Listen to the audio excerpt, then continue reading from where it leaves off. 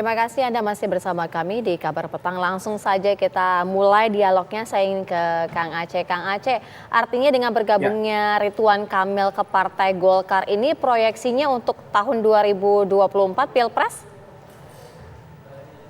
Sebetulnya kalau Pilpres saya kira jelas ya bahwa Partai Golkar telah menetapkan Pak Erlangga sebagai calon presiden dan itu merupakan keputusan Munas. Tapi poin penting dari apa yang disampaikan oleh Kang Emil sendiri di dalam pembahasan kami kemarin adalah bahwa sebagai kader dan beliau sekarang telah resmi sebagai kader partai, maka beliau akan fatsun terhadap apapun yang menjadi keputusan partai. Konsekuensi sebagai kader partai tentu telah beliau perhitungkan. Karena itu ketika partai telah menetapkan bahwa Pak Erlangga Hartarto sebagai calon presiden, tentu beliau juga menyampaikan dalam deklarasi kemarin ya bahwa beliau juga berkomitmen untuk mensosialisasikan Pak Erlangga sebagai calon presiden dari Partai Golkar. Nah, soal cawapres tentu kami pun juga memiliki komitmen bersama dengan Koalisi Indonesia Bersatu tentang bagaimana mekanisme dalam menentukan siapa calon presiden maupun calon wakil presiden. Nah, Partai Golkar sendiri sejauh ini masih tetap konsisten mendorong Pak Erlangga sebagai calon presiden. Baik, Jadi, Kang Aceh ada juga pihak yang mengaitkan, Kang Aceh, RK ini dianggap ya cocok juga ini dipasangkan dengan Airlangga Hartarto. Mungkin tidak peluang itu akan muncul sendiri. Partai Golkar, capresnya Airlangga, kemudian cawapresnya Ridwan Kamil. Ya, mekanisme tersebut sudah disepakati nanti akan dibahas secara bersama dengan para ketua umum yang tergabung di dalam Koalisi Indonesia Bersatu. Jadi soal capres cawapres ini ya karena Golkar sudah menjadi bagian dari Koalisi Indonesia Bersatu, maka pasti akan dibicarakan di internal para KIB ini bersama dengan Ketua Umum P3, Ketua Umum PAN, dan tentu Pak Erlangga Hartarto sendiri. Tapi poin penting dari bergabungnya Pak Ridwan Kamil sebagai kader Partai Golkar, tentu kami akan memperhatikan karena setiap kader Partai Golkar itu kan memiliki hak untuk dan kewajiban sebagai kader partai. Misalnya hak untuk dicalonkan dan mencalonkan itu tentu akan diberikan kepada Pak Ridwan Kamil untuk posisi-posisi penting dalam konteks partai politik ya. Dan kemarin kan beliau diberikan penugasan sebagai wakil ketua umum bidang penggalangan pemilih dan juga sebagai co-chair dari Badan Pemenangan Pemilu. Nah, posisi tersebut tentu bukan semata-mata secara tiba-tiba. Kenapa? Karena kita tahu bahwa Pak Ridwan Kamil, Pak Emil memiliki pengalaman yang cukup ya dengan kepala daerah sebagai wali kota Bandung, kemudian sebagai gubernur Jawa Barat, dan tentu juga selama ini ketika beliau memimpin juga dirasakan positif di mata masyarakat Jawa Barat. Nah, dengan pengalaman-pengalaman tersebut, maka kami tentu akan diharapkan memiliki pengaruh elektoral terhadap Partai Golkar khususnya. Oke, kita dengarkan dari Mas Hanta. Mas Hanta, hitung-hitungan politiknya akan seperti apa nih ketika RK sudah bergabung bersama dengan Partai Golkar seperti yang dipasangkan oleh Ganjar gitu, artinya sudah cukup tinggi sekali, kemudian juga bagaimana juga ketika RK dipasangkan dengan Erick Thohir dan lain sebagainya. Mas Hanta.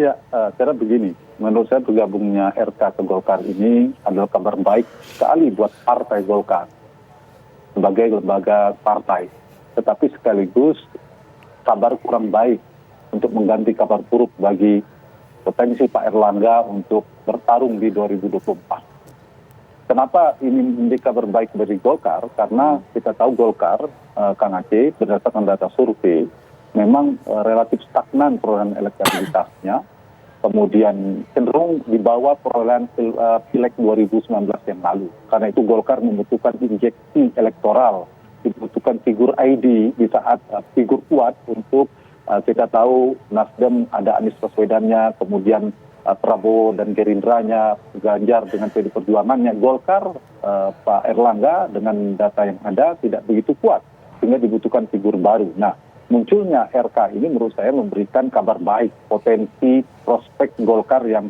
cukup baik ya, potensial.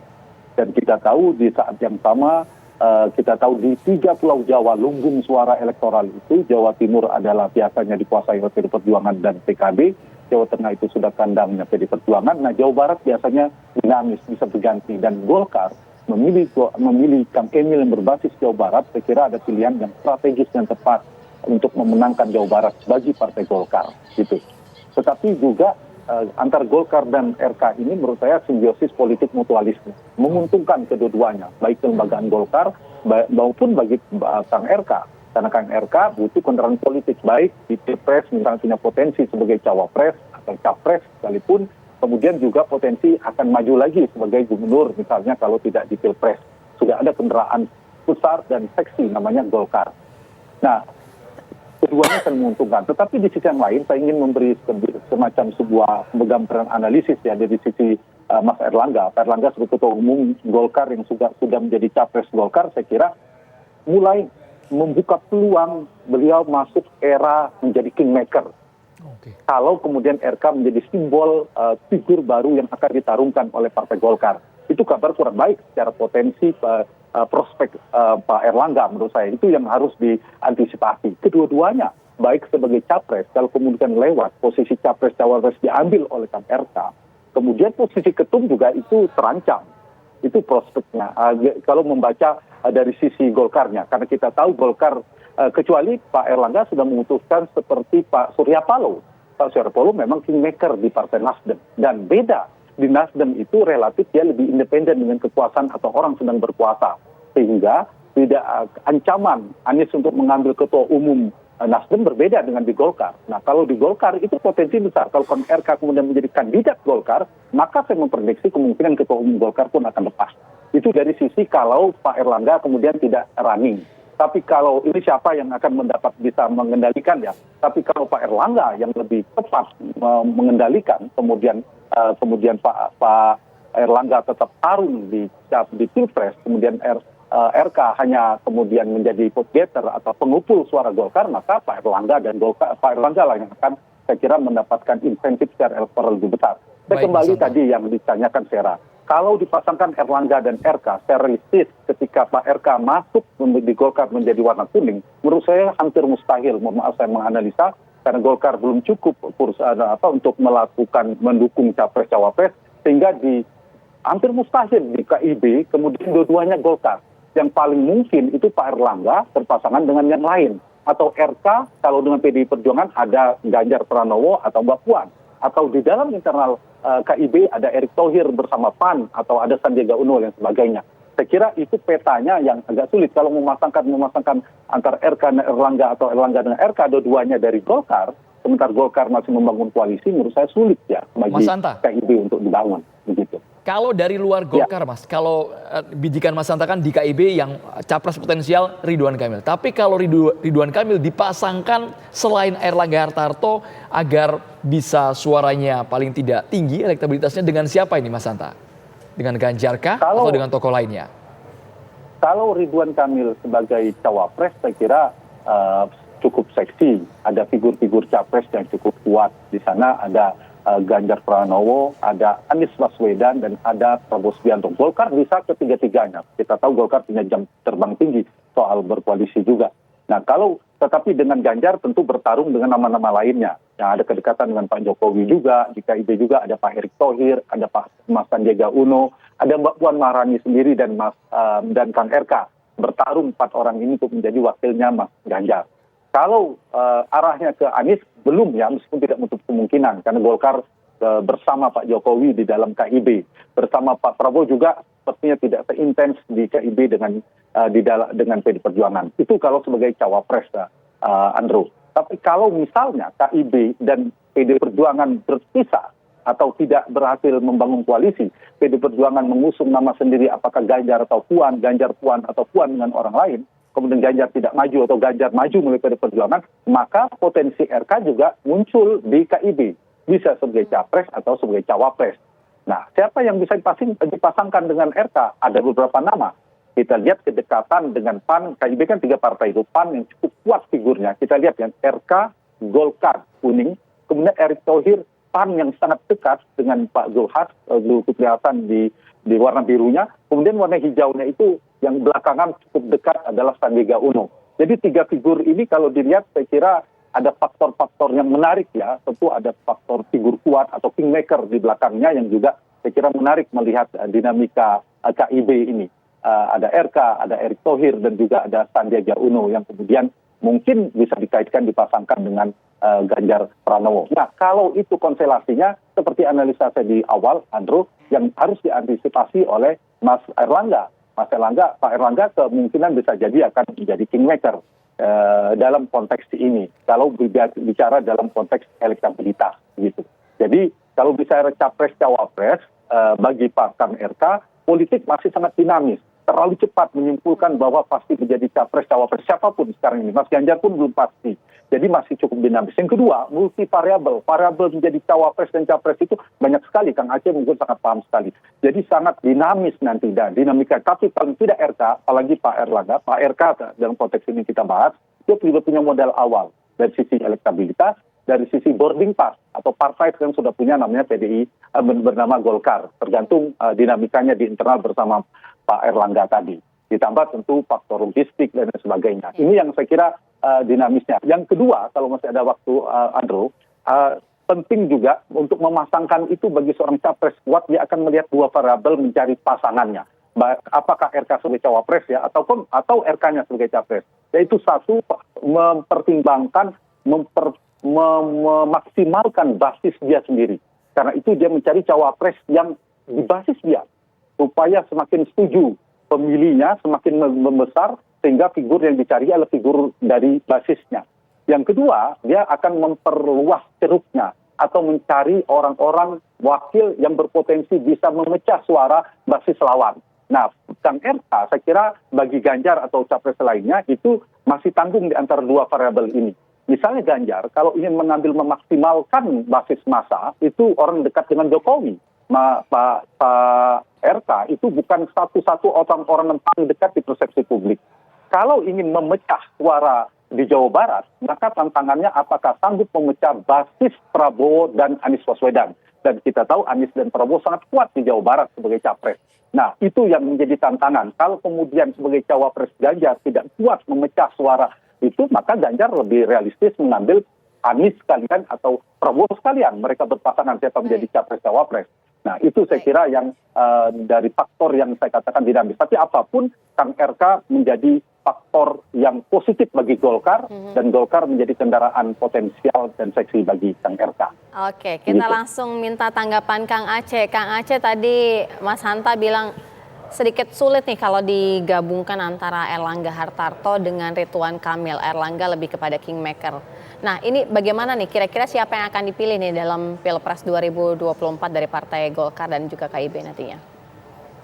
Iya, apa yang digambarkan oleh Mas Hanta tentu itu otak-atiknya Mas Hanta ya, sebagai pengamat. Namun yang harus menjadi catatan penting bahwa apa yang terjadi dengan masuknya Pak Ridwan Kamil ke dalam Partai Golkar, tentu yang jelas ini akan menjadi energi baru, terutama tadi bagi kuatnya Partai Golkar di Provinsi Jawa Barat pada khususnya gitu ya. Nah, soal capres cawapres ya kita tahu bahwa pertama yang perlu kami tegaskan, dan itu juga disampaikan oleh Pak Ridwan Kamil sendiri, bahwa beliau akan ikut dengan apa yang menjadi keputusan Partai Golkar.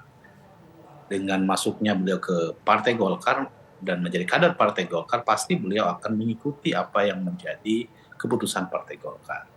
Termasuk diantaranya adalah mendorong ketua umumnya sebagai kader terbaik untuk menjadi calon presiden. Nah, ini kan semua proses ini kan masih sangat dinamis, ya. Dinamis dalam pengertian bahwa konfigurasi yang tadi digambarkan oleh Pak Mas Hanta tentu ini konfigurasi perspektif Mas Hanta Yuda ya, yang belum tentu saya kira menggambarkan bagaimana sesungguhnya kondisi faktual yang nanti akan terjadi menjelang pemilu Pilpres 2024. Nah, karena itu soal Pilpres saya kira konfigurasinya ya kita tunggu proses dinamika yang terjadi.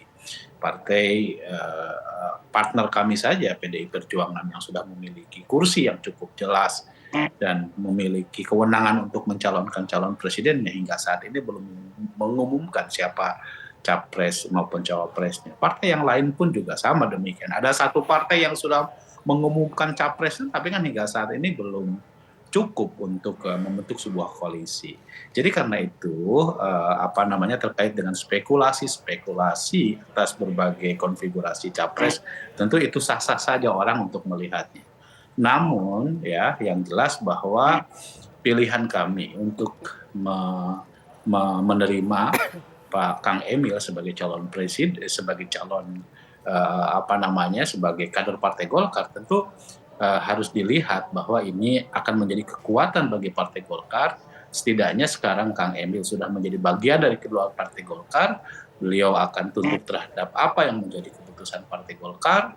Dan tentu beliau sekarang punya hak untuk misalnya maju kembali sebagai calon gubernur Provinsi Jawa Barat atau misalnya daerah-daerah yang lain yang nanti tergantung dari penugasan Partai Golkar terhadap beliau.